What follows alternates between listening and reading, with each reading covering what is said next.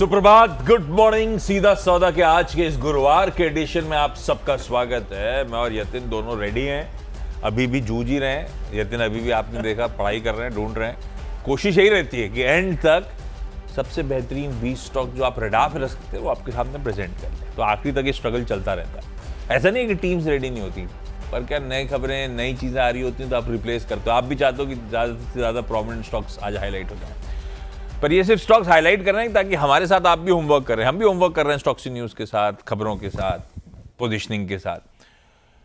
Trade investment का कोई idea नहीं है, सिर्फ बातें हो रही होंगी इधर, है ना। वो आप होमवर्क कर रहे होंगे, मन कर रहा हो कुछ चीज जो डिस्कस स्टॉक्स उसमें ट्रेड इन्वेस्टमेंट करने का, तो फाइनेंशियल एडवाइजर से कंसल्ट करिएगा, अपने ब्रोकर से कंसल्ट करिएगा। ऐसे मत करिएगा, क्योंकि एक तो खुलने के बाद सारे समीकरण भी बदल सकते हैं स्टॉक्स के।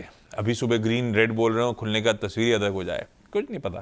खैर, संकेत ठंडे हैं। आज एक्सपायरी का डे है, वीकली कॉन्ट्रैक्ट निफ्टी 50 के एक्सपायर हो रहे होंगे, तो सेशन तो बड़ा इंपॉर्टेंट सा है। कई सारे इंपॉर्टेंट ग्लोबल डेवलपमेंट्स पर रिएक्ट कर रहे होंगे खुलते ही अपन, चाहे वो यूएस का इन्फ्लेशन हो, चाहे वो ट्रेड डील रिलेटेड अपडेट्स हो, चाहे वो कच्चे तेल का उबाल हो, वगैरह वगैरह।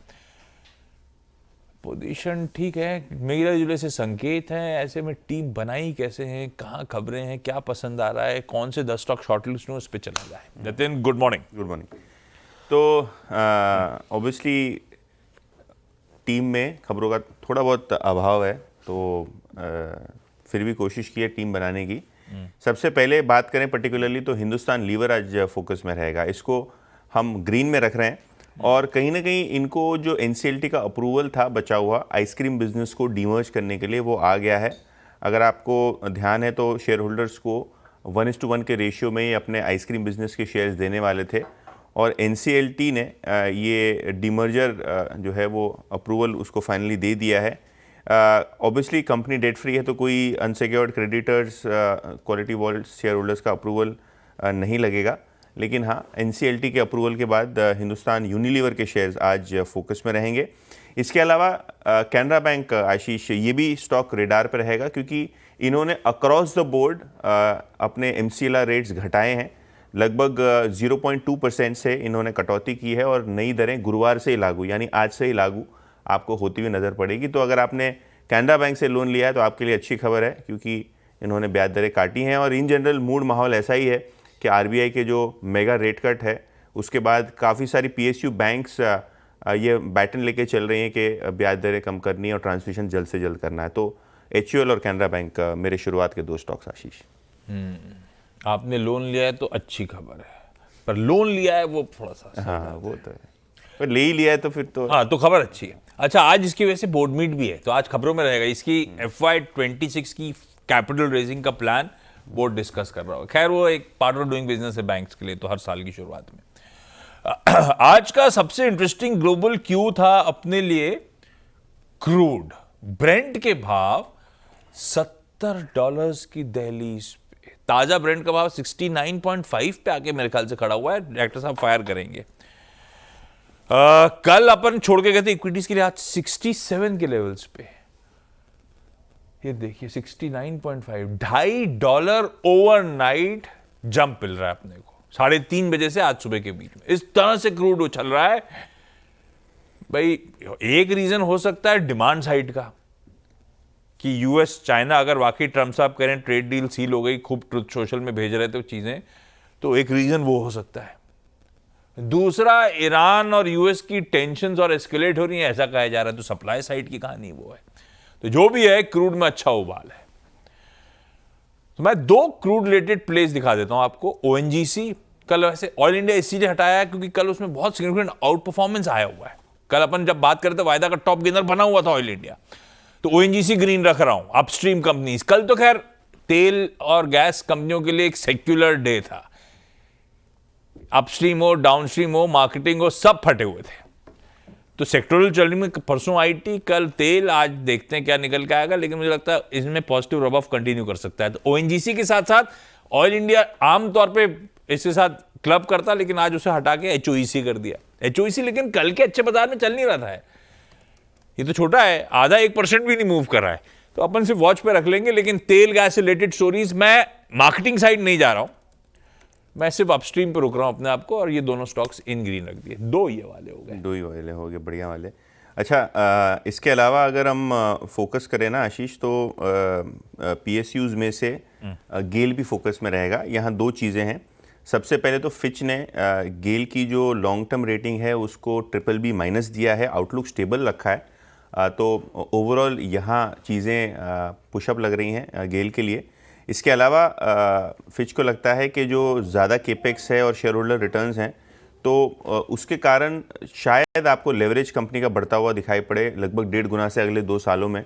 अगर आपको ध्यान है तो बहुत सारे LNG प्रोजेक्ट्स और टर्मिनल प्रोजेक्ट्स गेल अंडरटेक कर रहा है, और इसीलिए क्रेडिट रेटिंग आपको आती हुई नज़र पड़ रही है। तो अच्छी बात यह है कि आउटलुक स्टेबल है।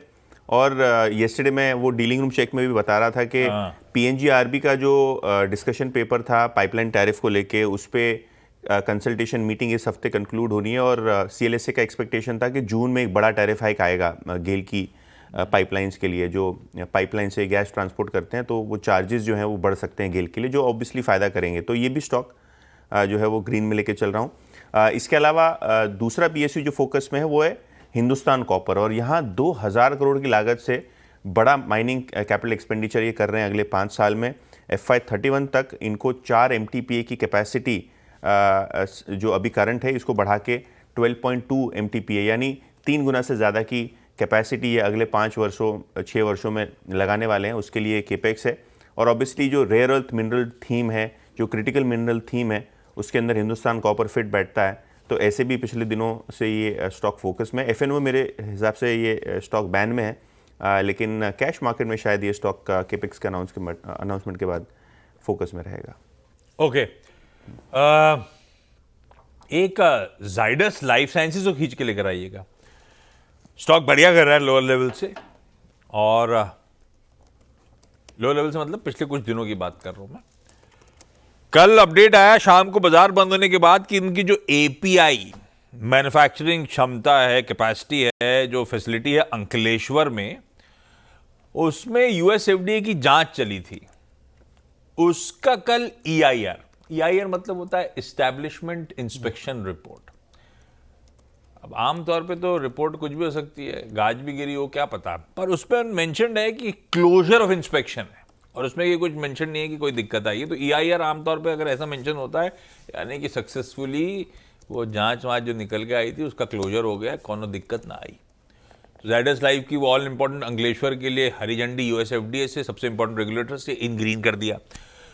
दूसरा, कल कैपिटल मार्केट स्टॉक्स में कुछ प्रॉफिट टेकिंग की शुरुआत हुई। वो ट्रिगर करा BSE ने, BSE के ASM में आने से, शायद वो रीजन था। पर उसके बाद कैपिटल मार्केट्स के स्टॉक्स ठंडे पड़ने शुरू हुए थे। एंजल वन को मेंशन कर रहा हूं क्योंकि इसके चीफ सेल्स और रेवेन्यू ऑफिसर जो हैं शाह साहब, वो इस्तीफा दे दिया उन्होंने, और इसने अपनी ऐप के थ्रू पकड़ बड़ी अच्छी बनाई थी। आई एम श्योर शाह साहब उसके पीछे बड़ा हाथ रहे होंगे। एंजल वन को लाल रखता हूँ। मुझे कैपिटल मार्केट स्टॉक्स भी लाल दिख रहे हैं वैसे आज तो, लेकिन एंजल वन एक इन्होंने खा लिया मेरा। आपका अगला कौन सा? तो देखिए 2 स्टॉक्स आज फोकस में रहेंगे। आप जाइडस ले रहे हैं, मैं MCX ले रहा हूँ, ठीक है? हाँ। तो MCX डायरेक्टर साहब स्क्रीन पे लाइए। और ये स्टॉक, ये वो क्योंकि कंफ्यूजन था, वो रुमाल पहले आपने रखा, हटाना है तो मैंने उसकी जगह जाइडस भी आपके पास था क्या? नहीं, वो आपको दे दिया। ठीक है, MCX लाल, इतनी अंडरस्टैंडिंग तो है। MCX लाल है? हाँ, MCX लाल है। अच्छा, 2 दिनों पहले MCX का शेयर 6% दौड़ा था। क्यों दौड़ा था? क्योंकि सेबी ने इनको अप्रूवल दिया था इलेक्ट्रिसिटी फ्यूचर्स लॉन्च करने के लिए, तो दोनों IEX भी ऊपर था और MCX भी ऊपर था। येस्टरडे के सेशन में IEX 10% नीचे था और MCX 3% नीचे था, और आज भी शायद ये प्रेशर में रह सकता है क्योंकि नेशनल स्टॉक एक्सचेंज यानी NSE को सेबी ने नोट दे दी है इलेक्ट्रिसिटी फ्यूचर्स लॉन्च करने के लिए। MCX को मिला था, जो NSE को भी मिला है, तो सबको सेबी ने अप्रूवल दिया। तो IEX के साथ टाई अप था, इनका किसके साथ? इनका बेंचमार्क वहीं से आएगा, स्पॉट वहीं से, हाँ, स्पॉट वहीं से आएगा। तो ऑब्वियसली IEX को फोकस में नहीं रखते हैं क्योंकि वहाँ अलग खबर चल रही है, वो कपलिंग वाली। तो MCX आपको शायद प्रेशर में देखने को मिल सकता है। और TV18 के हवाले से खबर आ रही है कि मैपमा इंडिया में आज ब्लॉक डील हो सकती है। सी इन्फोसिस्टम। सी इन्फोसिस्टम, और इसको रेड में लेके चल रहा हूँ, इसको भी रेड में लेके चल रहा हूँ क्योंकि ब्लॉक डील यहाँ लॉन्च हो गई है फोन पे प्राइवेट लिमिटेड। ये अपना 5% हिस्सा सी इन्फोसिस्टम्स में बेच रहे हैं। 1750 रुपये का फ्लोर प्राइस है, इसको रेड में लेके चल रहा हूँ क्योंकि 10.5% डिस्काउंट पे ये ट्रांजैक्शन होता हुआ नजर पड़ सकता है। तो खुले मार्केट में यहाँ ट्रांजैक्शन होगा, लगभग 450 करोड़ के आसपास का ये ट्रांजैक्शन आपको दिखाई पड़ सकता है। तो मैप माई इंडिया ये स्टॉक रेड और MCX भी रेड। प्रमोटर नहीं बेच रहा। हाँ, प्रमोटर नहीं बेच, फोन पे बेच रहा है। वर्मा क्या है, नौकरी पेशा लोग होते हैं, एक तो वर्मा बेचारे धंधा कर रहे थे इसीलिए सी इन्फोसिस्टम चलिए रडार पे लाल रहेगा, लार्ज ट्रेड प्ले आउट होगा। 2 FMCG रख देता हूं, हालांकि ऐसे कोई फ्रेश ट्रिगर नहीं है, वो कस्टम ड्यूटी रिड्यूस हुई एडिबल ऑयल्स पे, खाने पीने के तेल पे 20% से 10%, कुछ दिन पहले अपन मेंशन कर चुके, टीम FMCG स्टॉक्स थे। कल सरकार ने नोटिफाई कर दिया, इन सब के लिए अच्छी खबर है FMCG स्पेस के लिए, पर रिएक्शन ऑलरेडी आया हुआ है। लेकिन 2 दिन से नेस्ले मेंशन कर रहा हूं मैं टीम में, लेकिन नेस्ले चल नहीं रहा है, ये ध्यान रखिएगा। लेकिन FMCG eventually hopefully sweet spot में आना चाहिए आगे करके। तो ब्रिटानिया और नेस्ले इंडिया 2 अच्छी पेडिग्री के स्टॉक्स, 2 एडिबल ऑयल इंपोर्ट्स जिनसे फर्क पड़ता है जिनको, उनको मेंशन कर देता हूं। दोनों इन ग्रीन, 10 स्टॉक्स पूरे। क्योंकि छोटा सा ब्रेक के उस पार अगले 4 पे बातचीत।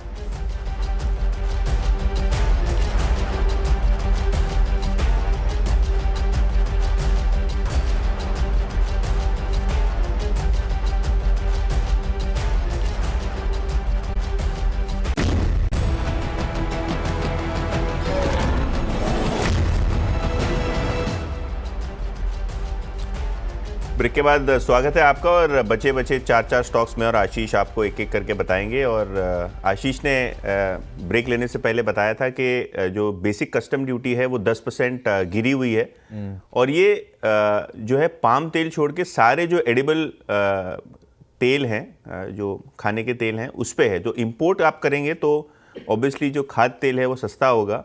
और भिकाजी फूड्स, क्योंकि इनके सारे प्रोडक्ट्स फ्राइड होते हैं ना आशीष, भुजिया आप जो खाते हैं वो फ्राइड ही होता है ना, कोई बेक वाला तो बनाते नहीं है ये नहीं शायद बनाते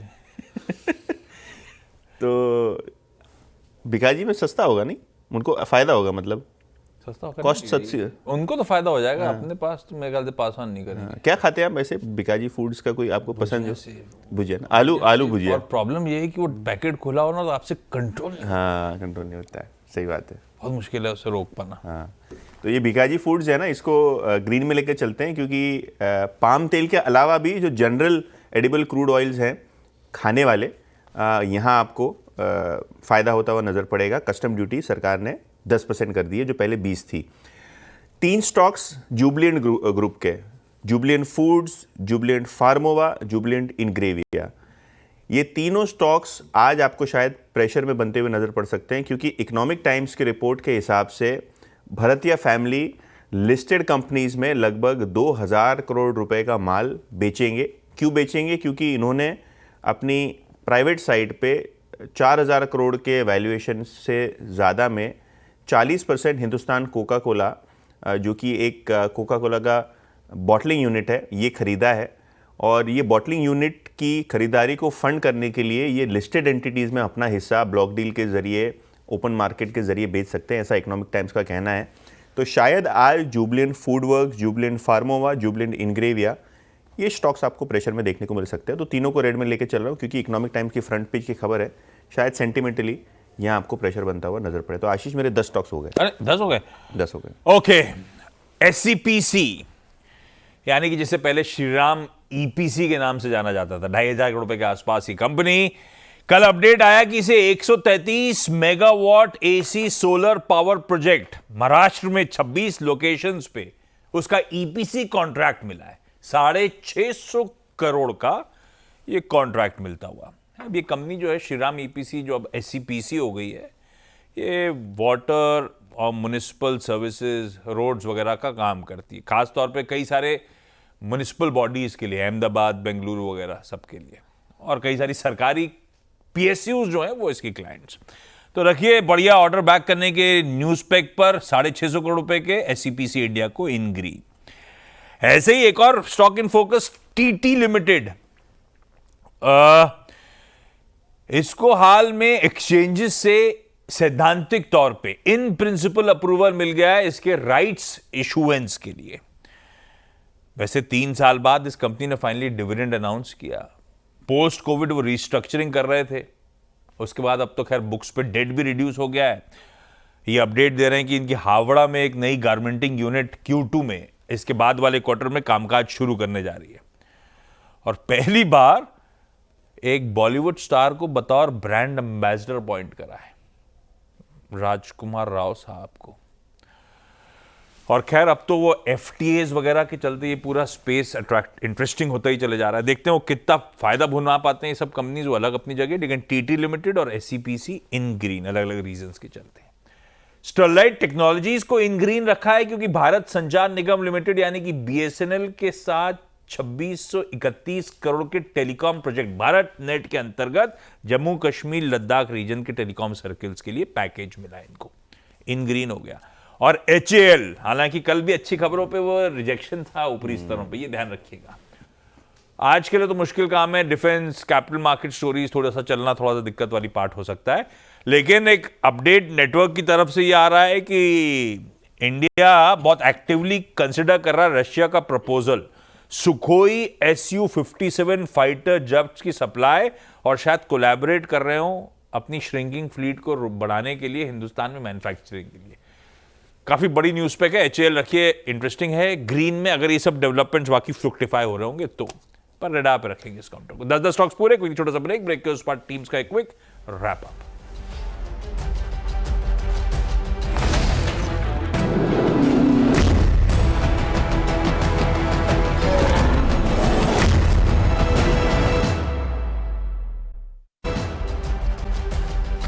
नमस्कार, हमारे स्क्रीन्स पे आप देख रहे हैं 10 स्टॉक्स, और क्लियरली आज 5 लाल और 5 हरे के बीच में टीम आपको झूलती हुई नजर पड़ रही है।